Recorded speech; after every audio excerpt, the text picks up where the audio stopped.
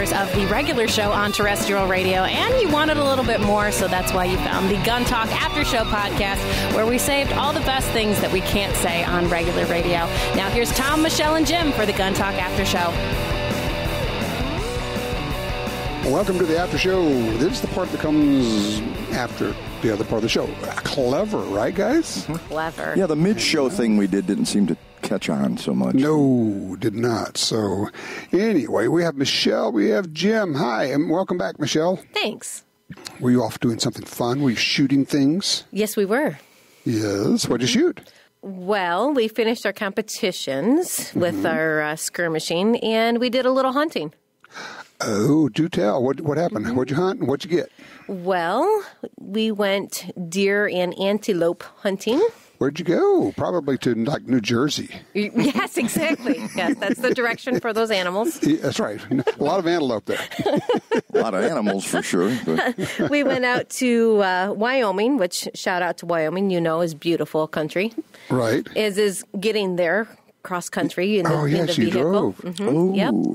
Ah. But I, of course, had to take along, my friend and partner, and that would be a 1856 original Smith carbine. Oh, you did. So we went out. It was just the end of archery season and beginning of rifle season. So being the black powder people that we are, that's what we took with us. So how'd it go?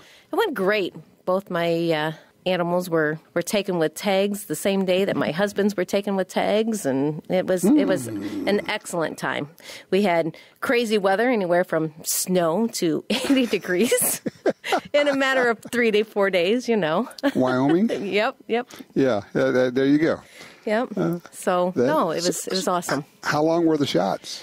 Well, I was lucky because I had 20-yard shots. Wow. Mm-hmm. Great. Yeah. So, antelope speed, they come in hot.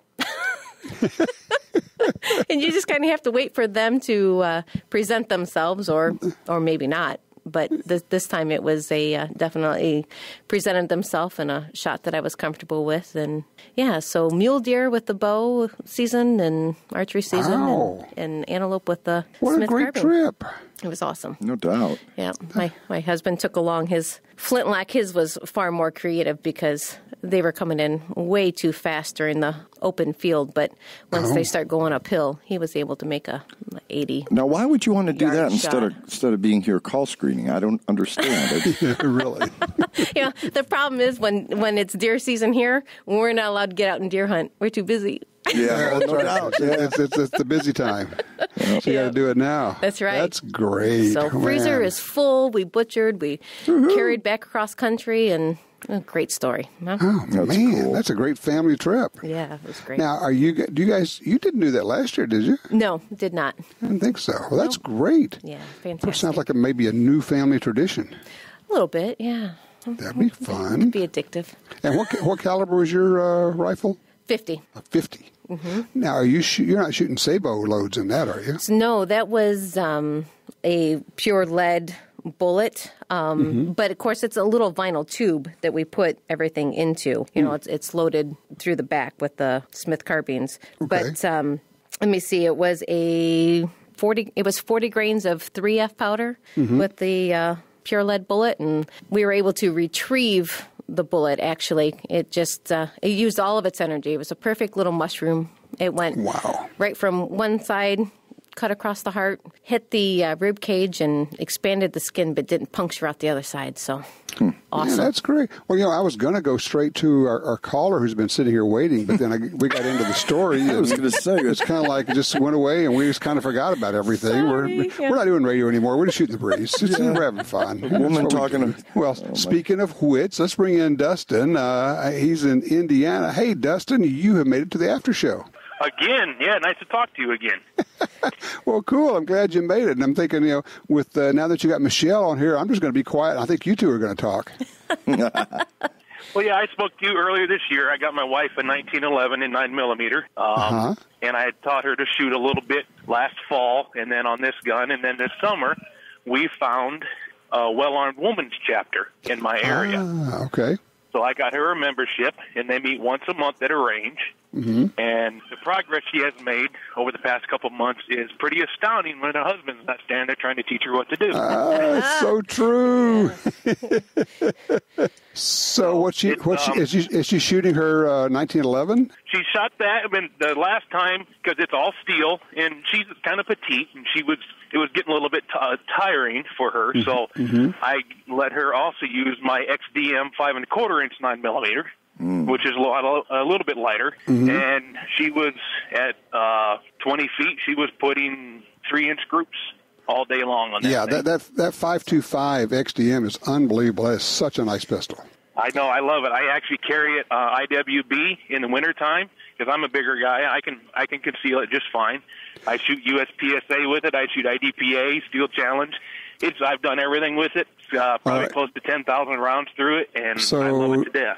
So, Dustin, did you hear earlier in the show when I made the announcement about the new Springfield Armory 5.25? Actually, earlier in the show, I was shooting my new revolver, and I set my alarm to call and talk to you guys on the after show. So I'll listen to it on the podcast this week. But I did see the announcement on it. So yeah, we went out and shot it. We've got the video on our YouTube channel. You can go see us shooting it.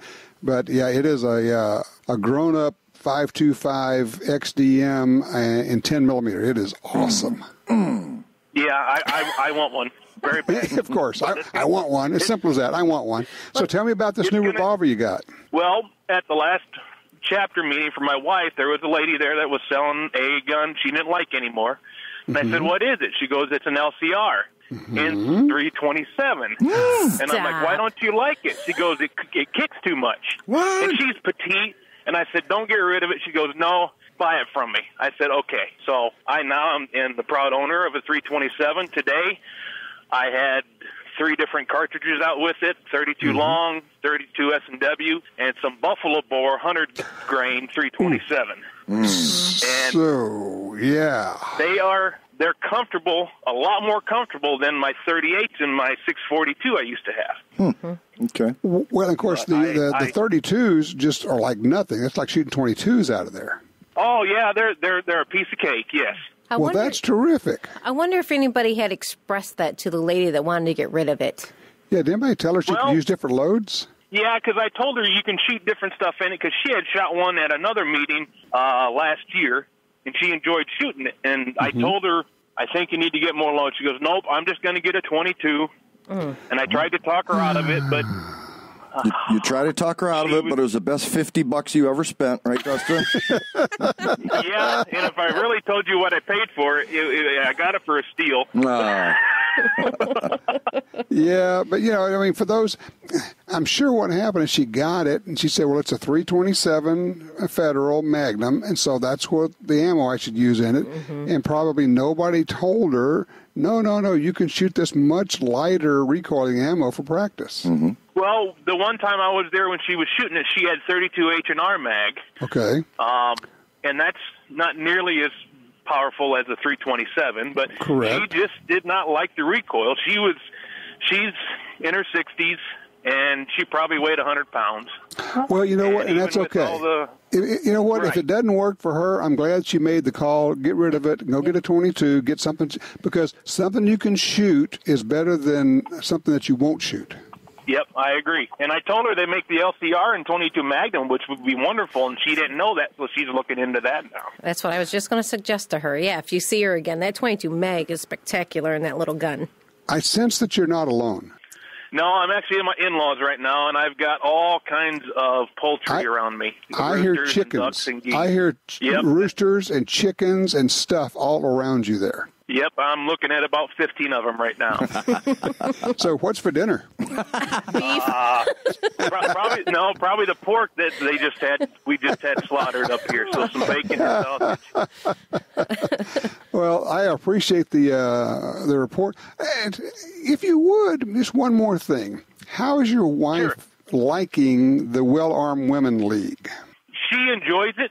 she thinks that when she goes in, she doesn't know anything, but they're teaching her. And the one lady that kind of heads it, she expressed to her at the last meeting that she was the exact same way. She was very nervous all the time, but they promote safety above all else, and she knows that's what I've done, and she was happy with that as far as gun handling and that kind of stuff. And she's really enjoying it. Next Saturday is a gun cleaning class.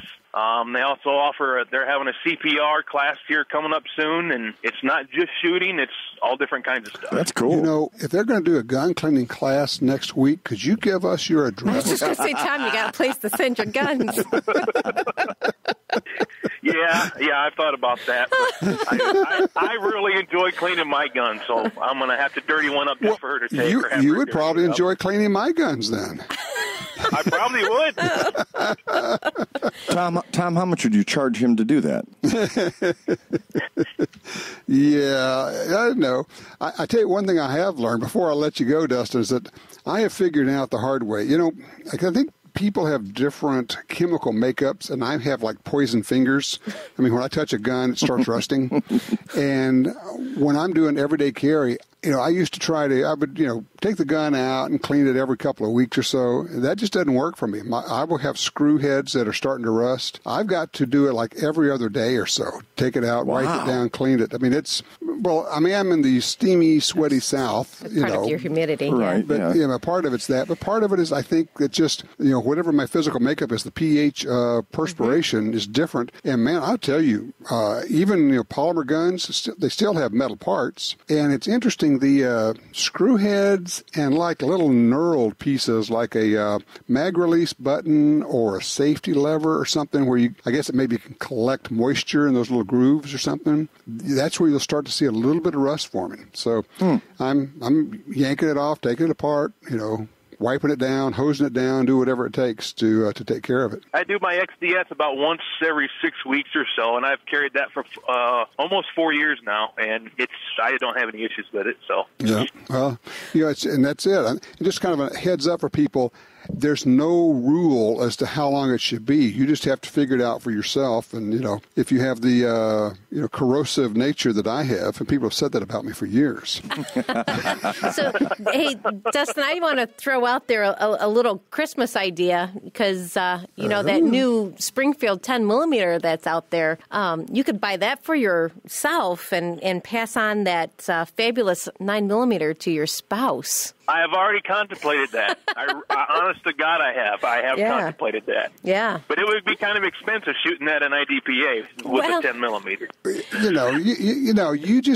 add the 10. There's no such thing as getting rid of one to make room for one. That's just wrong. Well, if his wife enjoys it, let her have that one. Well, she can buy her own dang gun. Then. Oh, my. Well, then I could use her 1911 for the IDPA. There we go. It's a trade. Yeah. Hey, when you start coming for my guns, it's every man for himself now. Come on. Oh, good grief. Oh. Hey, Dustin, thank you so much for the call. This was fun. Hey, no problem. I enjoy you guys. Keep up the good work. All right, you take care. Fun stuff, man. Another 327. How about that? How about that? Well, it sounds to me like if you want to get you a 327 at the right price, you make sure somebody buys it and tell them, now you can only shoot the Magnum loads in here. Nice. Then come back in about 6 weeks, you steal that thing from them. Because those are hot loads. I mean, if people don't understand, they're actually more powerful than a 357 Magnum out of that little gun. In a lightweight gun. In a lightweight gun. I mean, it's a great gun, but physics being physics, it's like a cherry bomb going off in your hand. Right. So it's just, you can do it, but after about 2 cylinders of that, you go, that was fun, and I don't want to do that anymore. Right. Where's that 22 you were talking about? Yeah, that's right. That's it. Hey, let's take a quick break, come back, we'll tell some more war stories right here. This is Gun Talk After Show.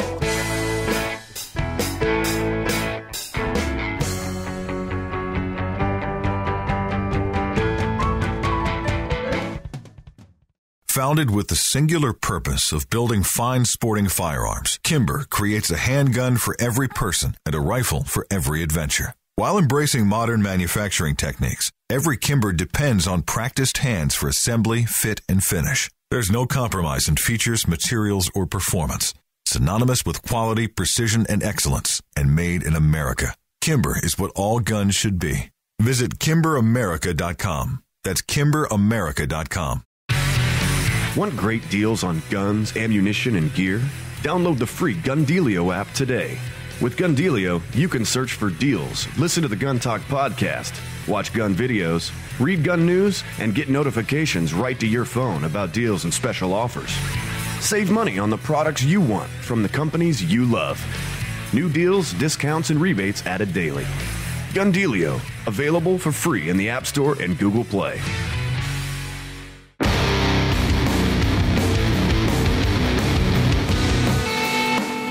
And we are back with more After Show here. I do want to throw this out before I forget, because After Show folks are listening to this on some kind of device.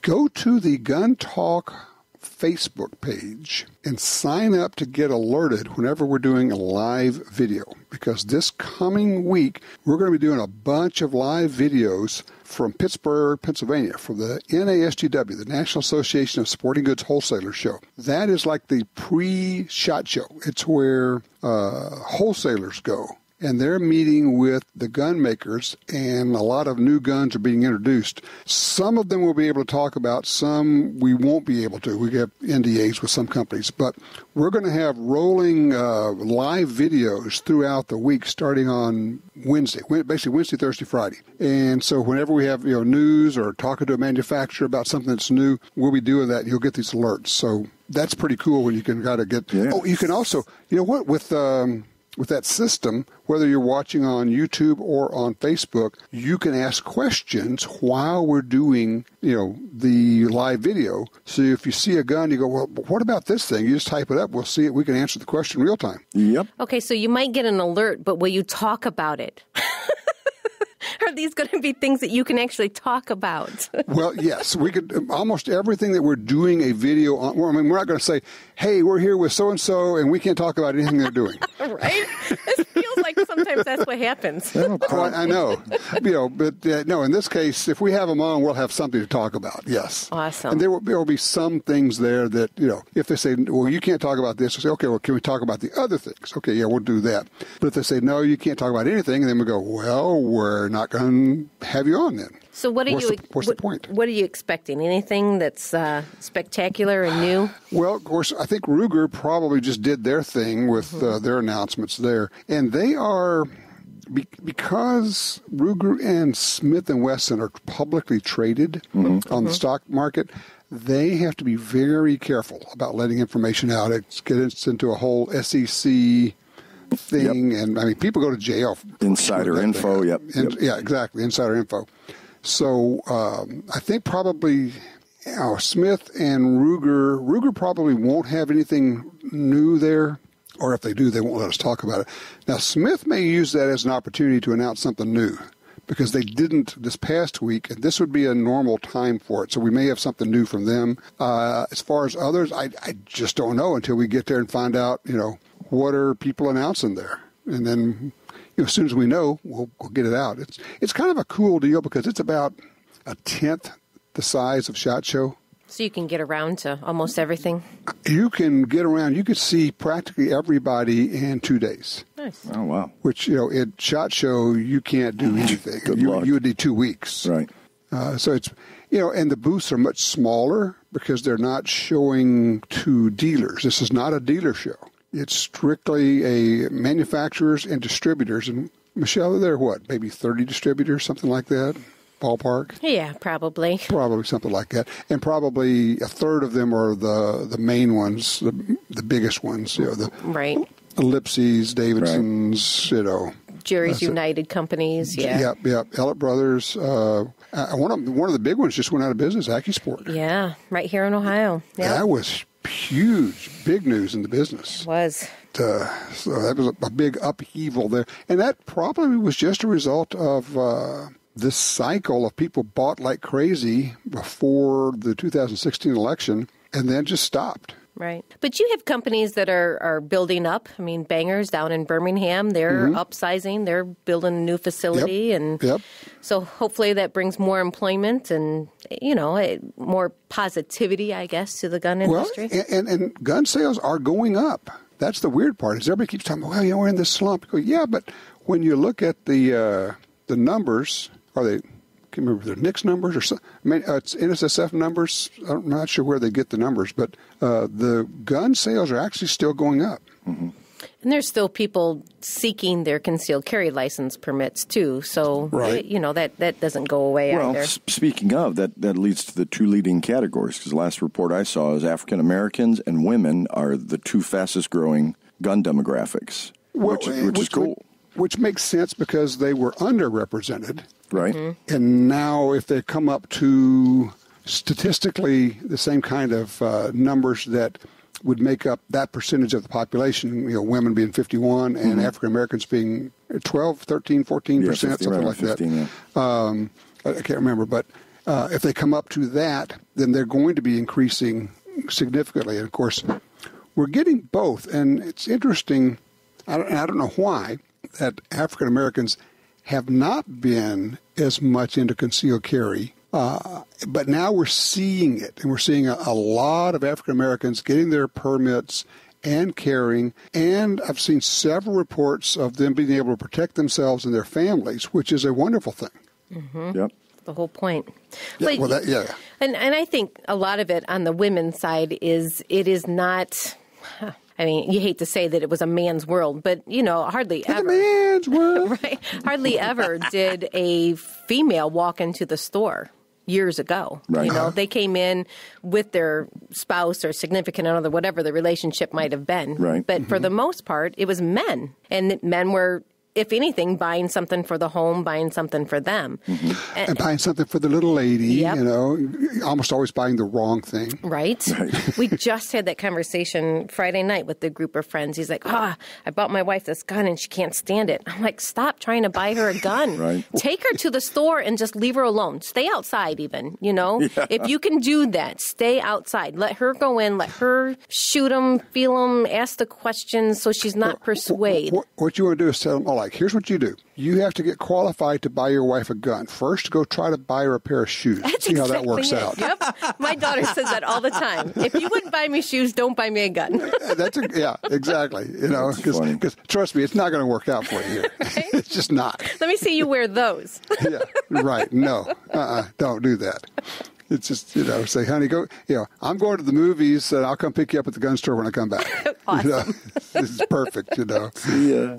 Oh, man. But, to your point, Jim, we have a lot more women, a lot more African Americans, and I just saw some numbers that were pretty awesome. We bandy about how many guns are in the U.S. and all of that, and we're kind of running with the 300 million idea. Right. Latest numbers I saw, they're saying it's right at 400 million guns in the U.S. So that's 1.3 per every person? I don't know. I know it's not enough. And that's just in your safe. I only need one more. I will always need one more. Mm-hmm. Right. I don't care what the numbers are. That should get you to Tuesday. Fortunately, we do not have a one gun a month rule here. Yeah, yet. Yeah, some states do. Yeah, they do. And people say, well, what's the big deal? I say, okay, well, you go in and find 2 guns you want. And they're used. And the store says, no, I can't hold it for you. No layaway on used stuff, yeah. Yeah. And so, I want both of them. Well, too bad. Well, I'll get my wife to buy it. No, that's a straw sale. It's a straw purchase. That's Can't do that one. So what am I going to do? I don't know. Move. 1-800-U-Haul. Come on. The other option is, do you rent guns for the range? They say, yeah. Say, okay, I'm not leaving for a week. Just going to camp out in the shooting lane. How much for the month? Do you have a ground line? I have a you guys sell sleeping bags here? Yes. Oh, my God. Coleman lantern. I know where the restroom is. We're good. No, he's not homeless. He's just holding on to that gun. It's okay. Got some MREs. He's dedicated. Memories. No, M-R-E. Close enough. Which often tastes like memories, actually. in little else. Look, when you're hungry enough, MREs are great. They will sustain. They will sustain you. They will get you through the day. It's all about calories. It's funny you mention that because we're moving stuff, trying to pull stuff out of storage right now. Still in the recovery. Getting things back from the fire. It's kind of like it has to go in stages. I can't do it all at once. But one of the things I moved back was my survival food. Mm-hmm. I have like 4 of those boxes that are supposed to last 25 years. Right. And you figure, okay, if they last 25 years, they probably started off tasting horrible. Mm-hmm. So, but who cares? Because that's the stuff when, Hurricane Michael goes through and wipes out your town. And what you need right now is something to eat. That's what this stuff is. Right. So I just bought several boxes of that and keep it in the attic and just hold on to it. And, if we get to 25 years and it times out, that's okay. We'll pitch it and get some more. Hell, I just want to get to 25 years. Well, people, I think, stop thinking about that stuff if it's not brought up on the news, not being prepared. No water. Water pretty much lasts forever as well. If you have it in the right containers. It does not last forever in 1-gallon jugs. Correct. I learned. So I had 2 cases. I had 2 cases of 1-gallon jugs. And so they will now show up on some of our videos with slow motion video with high speed bullets going through them. Nice. You just gave me a great idea. Because they Tom. angered you? They triggered me. They did. You gave me a great idea, Tom. I often do my diet thing and I do real good for a month or so and then things phase back in. I'm going to go on an MRE only diet. Oh, you'll lose weight. Oh, no doubt.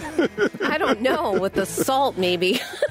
It's true. Yeah, but even that, you won't want to eat more than once a day. And he may be real cranky. You will be drinking the water. Yeah, you'll pound water. Yeah, because they say that, I guess, one of the things you need to do to lose weight is to get off the salt. That's right. Weight retention there. Yeah. I don't know. Hey, let's take a quick break here, and we will be back with a little bit more of the after show. Sweet.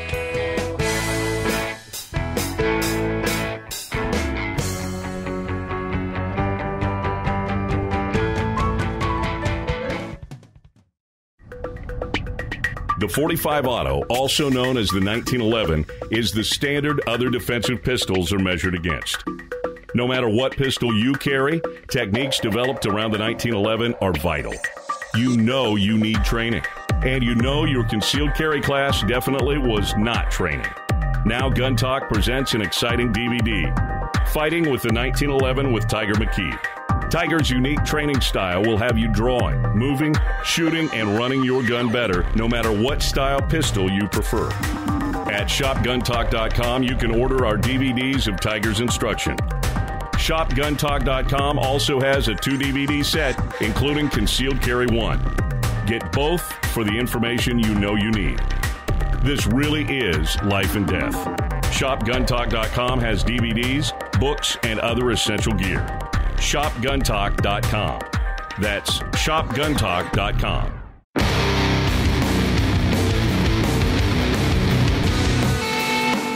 All right, back with you here. Jim and Michelle and me. We're here again. Why are we here? That is the question. Who else would take us? Existential question. Yeah. Who else would take us? Yeah. I was trying to come up with the list in my head. But oh, they're going to strain something. Oh, and it's not even something you want to tease like before a break. Hey, we'll come back and discuss who would want us. Nobody's going to come back because they don't want us either. So right. It's there. It is. You got it. Oh, silence. I guess took care of that. Okay. All right, we're going to have a moment of silence. Oh, I'm sorry. I'm back now. Okay. Brought to you by the Sleep Apnea Foundation. CPAP. Yep. Yeah. So anyway, Jim, we were talking about your shooting range. Yes. And I threw an idea at you that you had not heard of before. The Burma shave? The Burma shave with the beams atop. Yeah. I mean, the problem with the berm is if you aim high, you could have a 50-foot berm, but if something goes high or awry, you're still shooting over your berm. You could always fling one over the top, yes. Right, and you don't want to, PO your neighbors or hurt them. So, been looking into some berm designs, etc. And your idea is really cool because I've always thought, well, just build the berm higher and you don't have to worry about it. Tell them you can always get one to go over a berm. Right, unless you use the Tom Gresham berm building method. Well, I wish it were mine. I've seen it a few places. Michelle, you probably have run into it, where they have posts in the ground and then beams that go across the post, and you have one 10 feet in front of you and another one 20 feet in front of you and another 30 feet in front of you, and these beams that are going across horizontally that you're shooting under, and that way if you were to raise the muzzle, about the time it would start to get above the berm, you actually would be pointing at these beams that would prevent a bullet from going through. Mm-hmm. Yeah, I like it. Isn't that cool? It's a great idea. So are they slightly higher than each other as they go out? No, they're same height. You just position them. You have to get the angle such a way that they kind of overlap from the shooting line, and that's where you have to have a real shooting line because that's the way it works. Right. If you were to move forward, all of a sudden you would have gaps opening up in it. Obviously. Now, are those angled down, so if you were to hit one, it deflects to the ground? The ones I have seen were not. They were just flat boards or whatever. Big flat, but they were beams. I mean, stuff that would stop a bullet. Right. Not a 1x. Right. Probably like 4x6. Like a railroad tie. I was just thinking a railroad tie. Railroad ties. Yeah, but the problem is they got to be long enough to go across. Right. Or you could put a vertical post up every 2 feet. You just got to shoot between them. Good luck. Do that. Yeah, or use the HO train and just use pea shooters and stuff. Or just don't allow yourself to miss. Yeah, well, and that's great for, if it's you can do that. But if you have other people coming over, right, there's always a chance that somebody, corks one off and it's gone to Never Land somewhere. But the problem is once they go up, they do always come down. Mm-hmm. Yes, they do. Somewhere. And so, anyway, have you ever seen that, Michelle, at shooting range? I have not. No. I can picture it. It looks, I mean, it makes sense. Most of the facilities that I've gone to have just your typical berm, just a really high berm. Yeah. Right. Or, where we do a lot of competition, there's a lake behind it. Right. I think I was high. Oh, yep. Look at that go. Yep, that was high. Yeah. When your target doesn't disappear for scoring, you pretty much know. Shoot. I'm trying to see if I could find any pictures of a setup like that, but I'll be darned if I can off the bat. I can picture what you're saying. Yeah, but I mean, it's the first time I saw it, I went, that is the coolest idea. Yeah. Instead of building a roof that goes all the way out, you just could do it with, half a dozen or a dozen beams, however far. I mean, if you've got 100 yards, you're going to have more of them going down range, clearly. Well, sure. Right. But it's pretty slick. It is kind of neat. And since the berm backs up to a daycare center, I really want to make sure we do it right. I was going to bring that up because you said towards the neighbors. I'm like, oh, you really should clarify the fact that you aren't shooting towards anybody's homes because that would not be correct. Correct. To do. We have a berm now that I just don't feel is adequate. Well, that's the thing is once you shoot for a while, you go, okay, I think we need to make some changes here. Right. Now there are, was it NSSF? NSSF, yep. They got plans. They have plans for ranges, yeah. Yep. Did you look into that? I have not. I know I'm aware of them. I just haven't. I've looked at a couple. Actually, I got a buddy who's got a range right. He did it with railroad ties, but it's kind of like a C-shaped channel you shoot into, where they built up 2 walls on the side and then a backstop out of railroad ties. Then they backfilled the dirt behind it. So it's kind of like a cave you shoot into, more or less. More of a shooting lane. Shooting lane, and it's recessed in the ground a little bit and stuff, and that looks kind of cool. And he's got a bunch of railroad ties, so he came. I went over there and he showed me, and I said, that's. But I'm not committing to anything until I have a plan and look it over and come up. So I want to do it once. I don't want to do it. The people that, and this still happens, I mean, you travel around, you drive through your communities or whatever, but, they think a bale of straw is going to stop an arrow and, Yes, a pile of sand is going to stop a bullet. And, you need something far greater than that. Yep. Yes. Oh, yep. Today's technologies, the bullets going as fast as they are or arrows going as fast as they are. I mean, there's a lot of energy that's being punched out by these different weapons. Yeah, and I had a guy willing to donate some dirt to me, and I said, all right, well, let's talk. So it turned out his dirt was actually ground up pieces of highway with rebar and stuff. I'm like, no. Fill dirt only. Yeah, really. Ricochet. No doubt. And he didn't even think it was an issue. Oh, no, you hit that a couple times. No, it won't. No, it's stuff will ricochet. You might as well have a concrete wall. Bullets do weird stuff.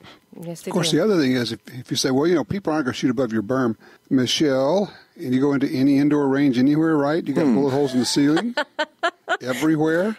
Quite possible, yeah. Oh, The walls, the floor sometimes. Oh, yeah. Did you guys see the video that was making the rounds this week of the two guys at the shooting range where the range officer jumped this guy? His reaction was great.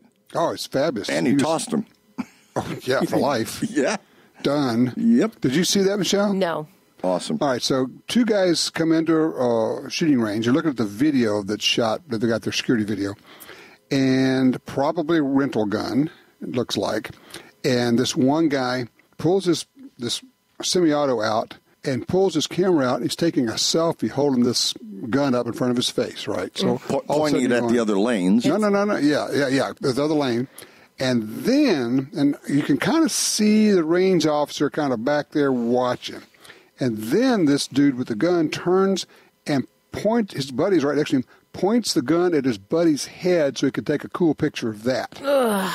And the range officer, like a rattlesnake, strikes in there, slams the gun down, takes it away from the guy, checks it, works the action, and grabs both of them and hauls their sorry rear ends out of there. It was awesome. No apologies needed. No. Oh, no. You're so done, I don't ever want to see you again. I'm going to take your picture and send it to every other shooting range in the city. Yep. I think the reason he didn't jump him sooner was because his chest actually screened him from the original shot. So I'm guessing the range officer doesn't see the video surveillance stuff.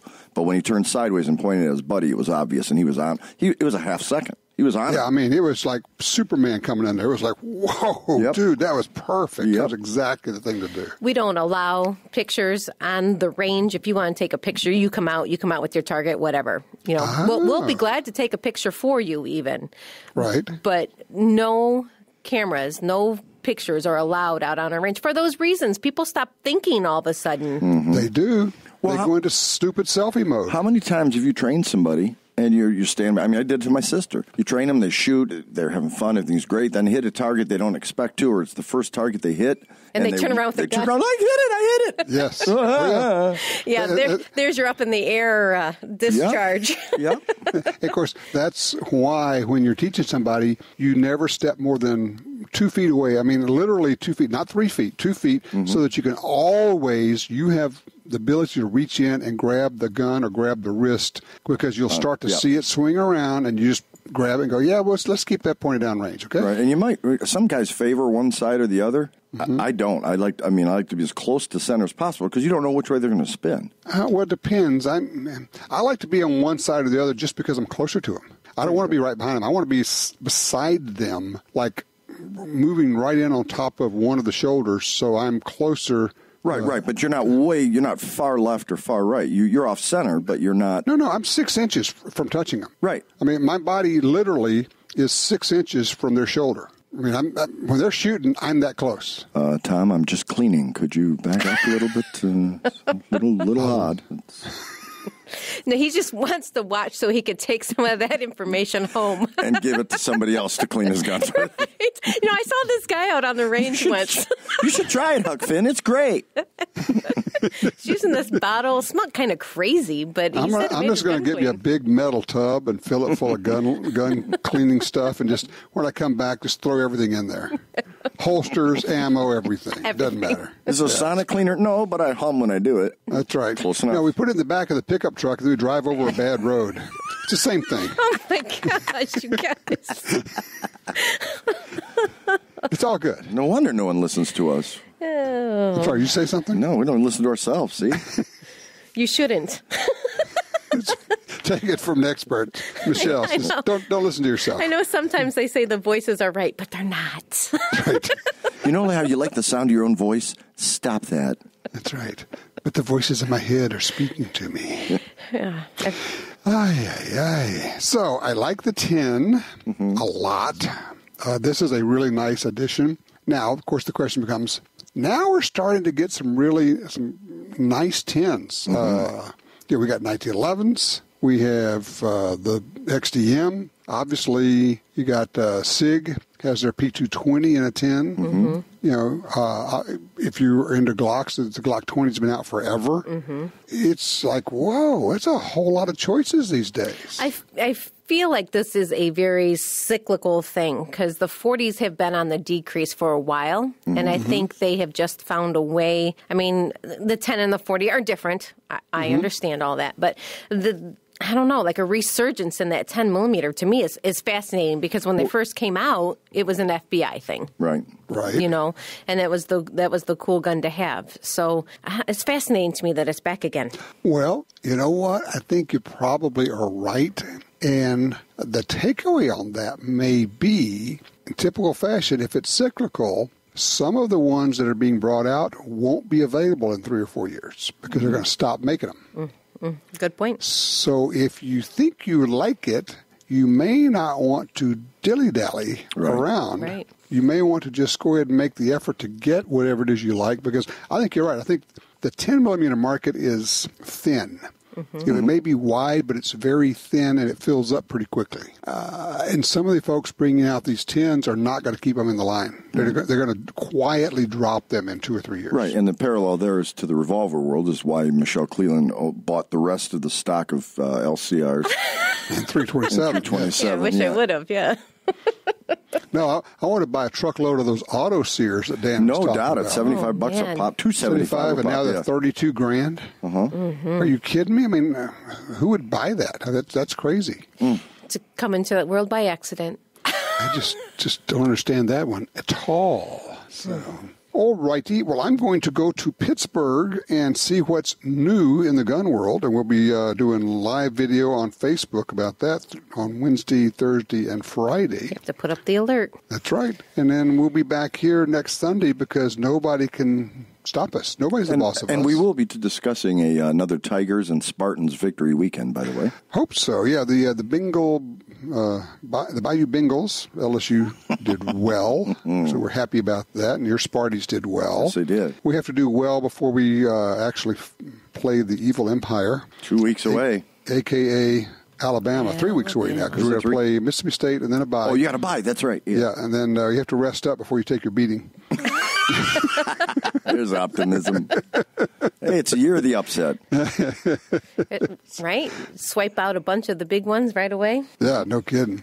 So it's fun times. The whole NFL thing, I don't care one way or the other. I mean, I did watch Drew Brees with the Saints do his thing Monday night because it was such a cool, historic game. Yeah, Drew Brees is one of the really quality people, and he's a New Orleans dude, and so kind of watch that.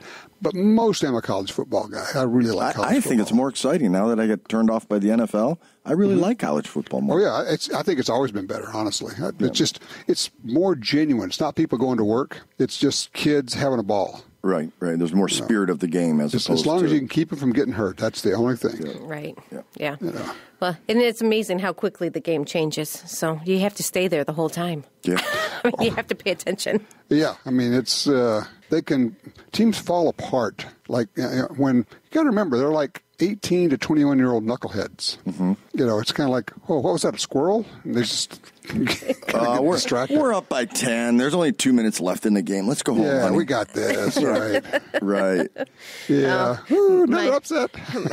My cousin thought that with the Ohio State Penn game, and he was like, oh, yeah, at the last minute, there they are.